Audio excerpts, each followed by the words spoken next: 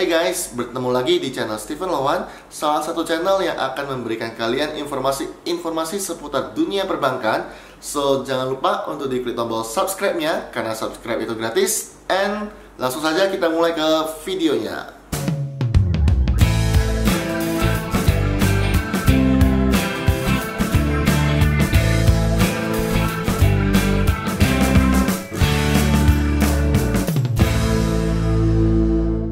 Nah, di video kali ini gue akan membahas tentang bank yang agak susah untuk memberikan kredit di era pandemi seperti ini, guys. Kalau bicara susah atau tidak suatu bank dalam memberikan kredit, dalam mengucurkan dana kepada calon debitur di era pandemi COVID seperti ini, itu sebenarnya tergantung dari si calon debitur itu sendiri, guys. Karena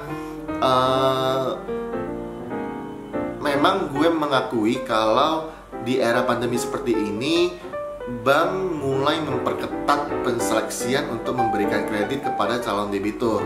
Karena bank sendiri itu juga diberikan target oleh Bank Indonesia untuk bisa mempertahankan atau lebih bagus lagi kalau bisa menurunkan tingkat NPL-nya atau non-performing loan. Nah, susah atau tidaknya bank dalam memberikan kredit itu sebenarnya kembali lagi ke sisi calon debiturnya, seperti yang gue sampaikan di awal. Kenapa? Karena dalam memberikan kredit kepada calon debitur itu biasanya bank melihat beberapa faktor. Nah, salah satunya itu adalah karakter.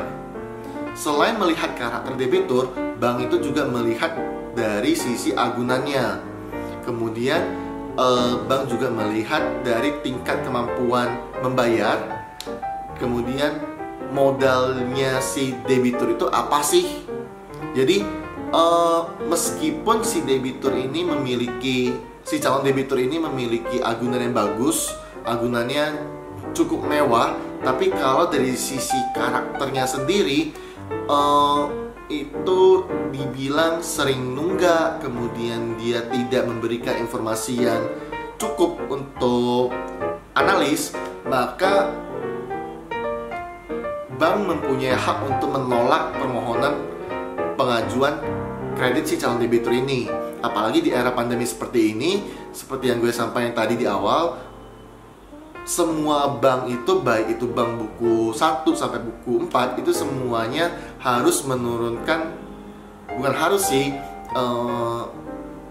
wajib untuk menurunkan tingkat NPL atau non-performing loan ya, atau kalau nggak bisa menurunkan ya minimal tetap mempertahankan rasio NPL-nya.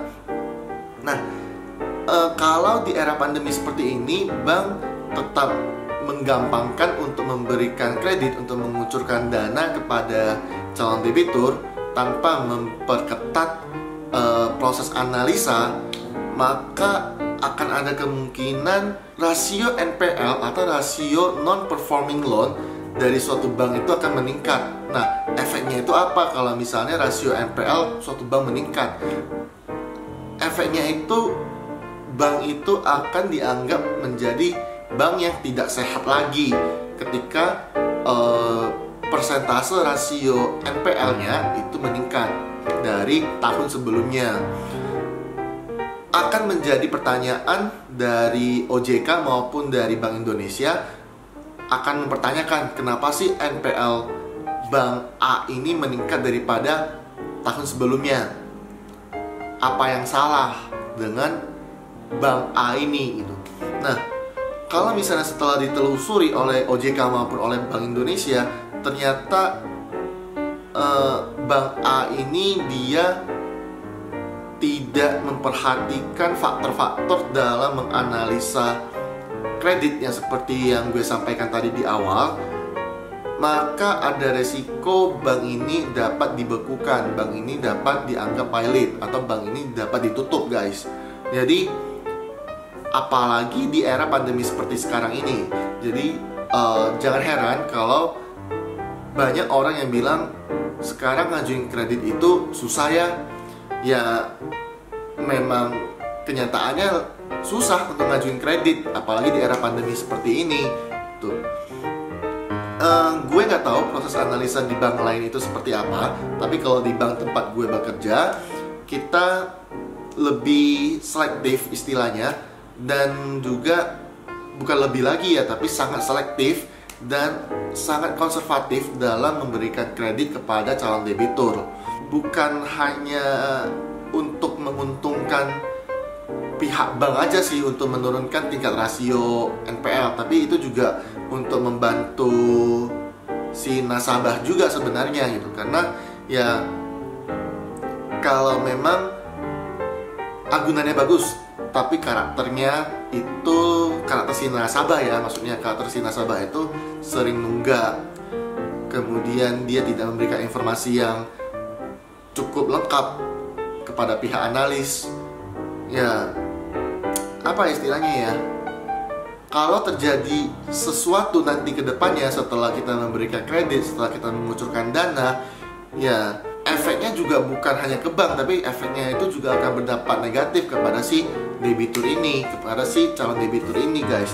Jadi harap dimaklumi aja kalau misalnya di era pandemi seperti ini banyak pengajuan-pengajuan kredit yang istilahnya itu ditolak oleh pihak bank gitu. Karena bank tidak hanya melihat dari satu faktor aja seperti yang gue sampaikan tadi, tapi bank juga mempertimbangkan banyak hal.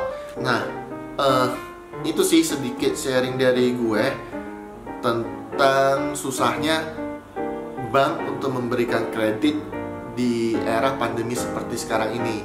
Nah, kalau kalian masih ada yang kurang jelas atau ada yang masih ingin ditanyakan, boleh kalian tanyakan lewat kolom komentar di bawah. Nanti akan gue jawab untuk kalian.